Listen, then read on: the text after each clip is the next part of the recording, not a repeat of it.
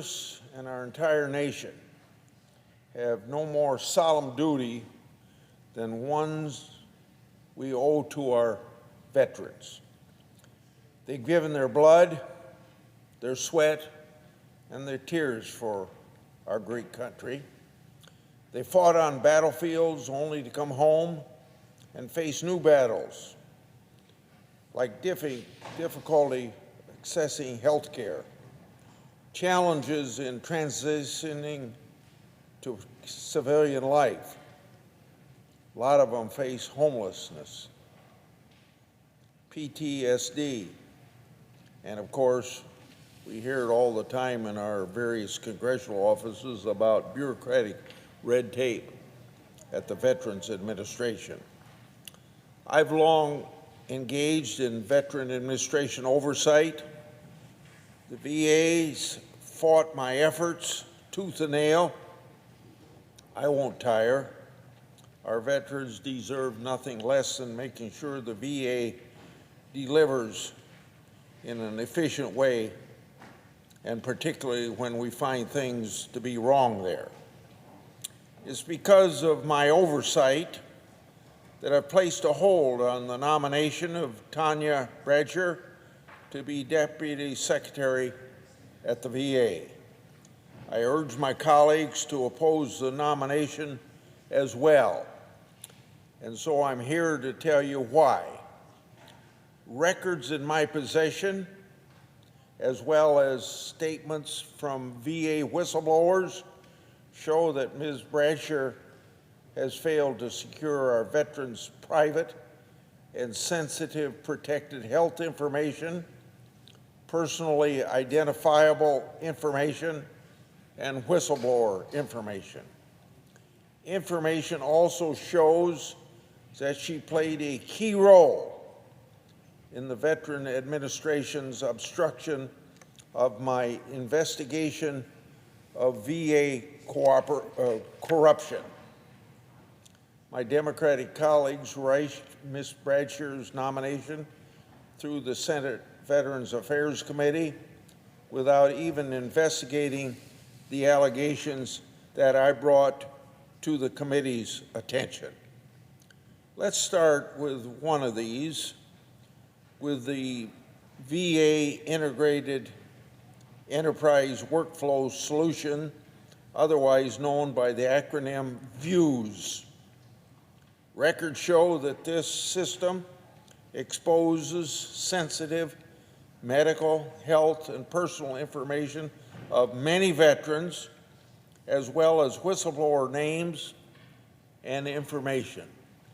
At least 1,900 Veteran Affairs employees have access to this system, but without the need to view this sensitive information.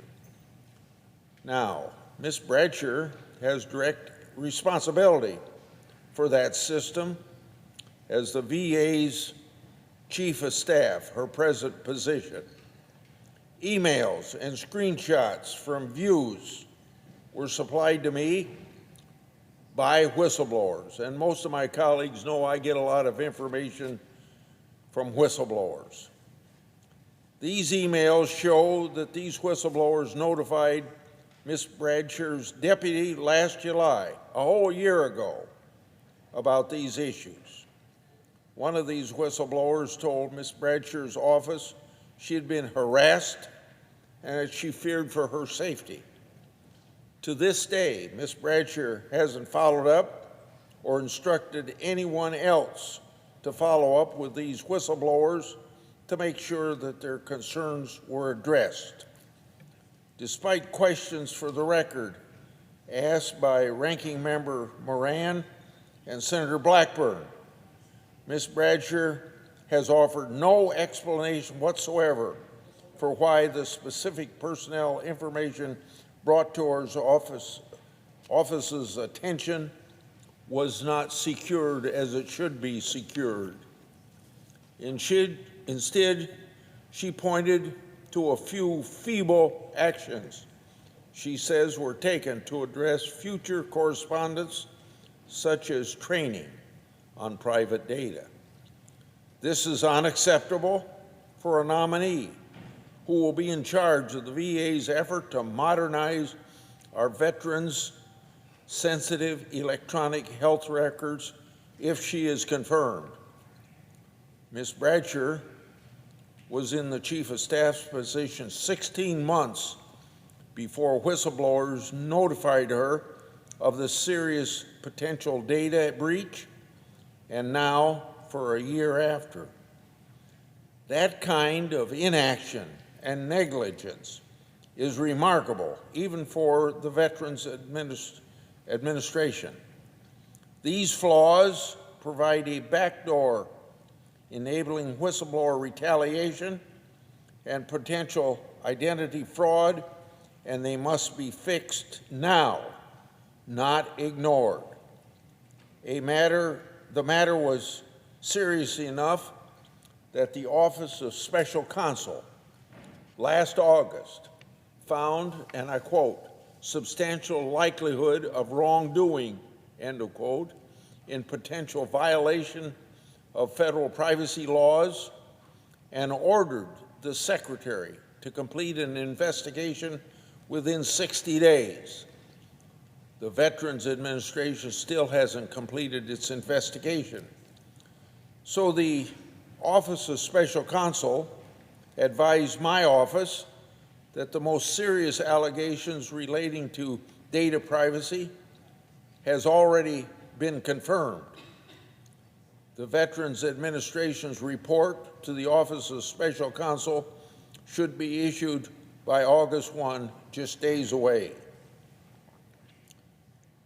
We failed our nation's veterans and neglect our constitutional duty to offer informed advice and consent on this nomination if we allowed the nomination to go forward before we have those answers. Also, how can any member have an informed choice on this nominee if the Veterans Affairs Committee didn't even bother to interview the people with relevant information on that matter? Instead, rather than investigate, the majority actually circulated a misleading memo to the committee members that was written by the Veterans Administration.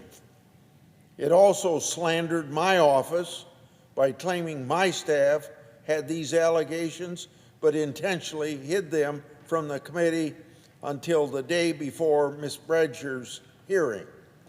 This is not true. My staff provided the information to the committee right away. The VA ought to quickly get with the program.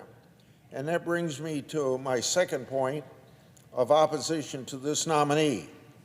Documents obtained under the Freedom of Information Act show that Ms. Bradsher played a key role in the VA's failed response to my investigation into VA corruption, which the VA has stonewalled for over 2 years. We shouldn't continue to reward the Veterans Administration and a nominee for their inattention to congressional oversight. We shouldn't confirm a nominee who represents business as usual and continued inattention to Congress and our veterans. I urge my colleagues to vote against this nomination until we get the answers to the American people as they deserve those answers. I yield the floor and suggest the absence of a quorum.